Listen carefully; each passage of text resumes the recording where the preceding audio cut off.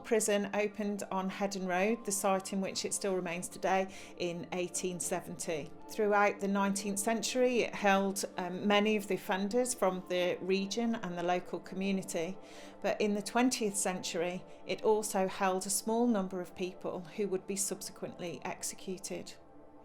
Between 1903 and 1934, 10 people were executed at Hull Prison.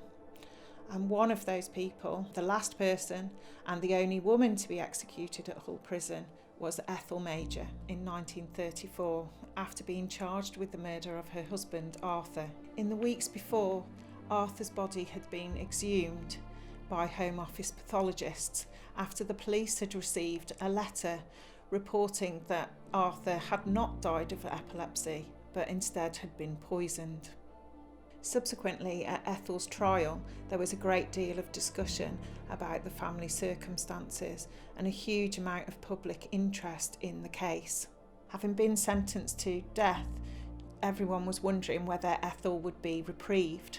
The newspapers regularly carried articles about the situation, and public opinion was rife about whether Ethel should in fact be executed. Mary Hatfield, the first female councillor in Hull City Council, was one of the first to send a telegram to George V asking for Ethel to be reprieved.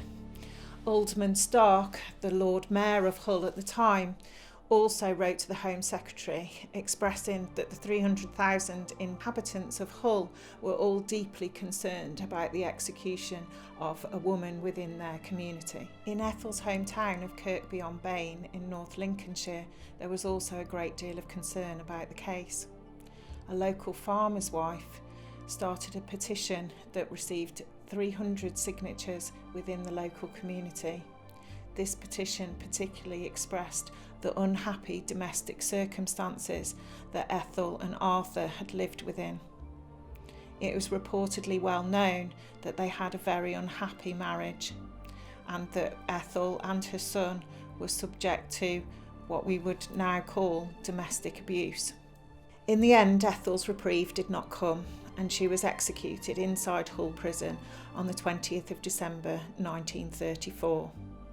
Today we perhaps understand a lot more about domestic abuse than we did in the past.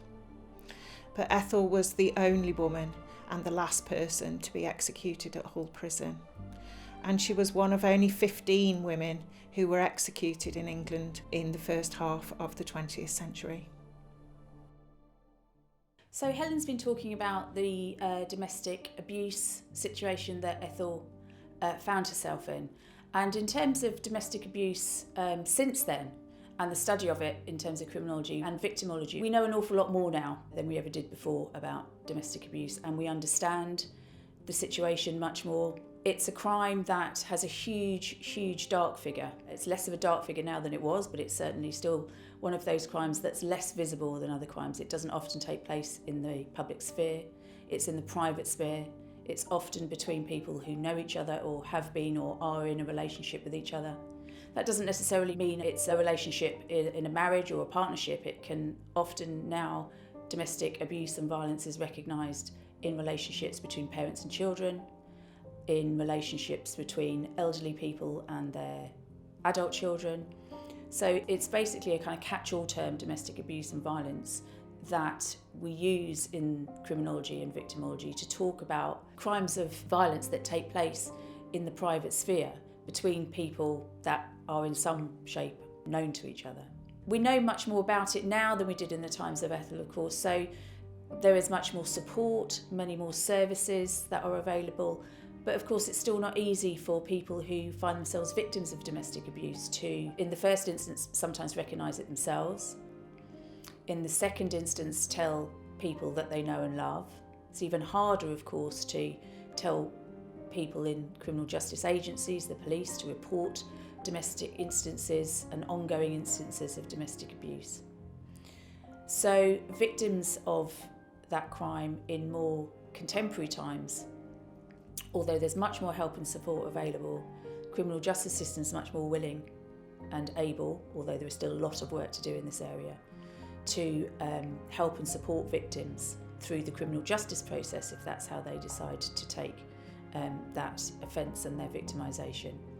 It's still very, very difficult and problematic, and indeed many victims talk about sometimes the criminal justice system and sometimes society more broadly as victimising them a second time, so sort of elements of secondary victimisation in relation to domestic abuse and domestic violence. So what we know about domestic abuse is way more than we ever have done before, and part of that is because of the understandings and the sense and the responsibility that we all have as a society to identify and recognise and help and support victims of domestic abuse, where it was a crime that took place behind closed doors that even criminal justice agencies didn't want to get involved in and didn't see it as their role to get involved in. More recently, and on a continuous basis, we hope, we all work really hard to help and support victims to make sure that they feel seen and they are visible in society more broadly and within the criminal justice system.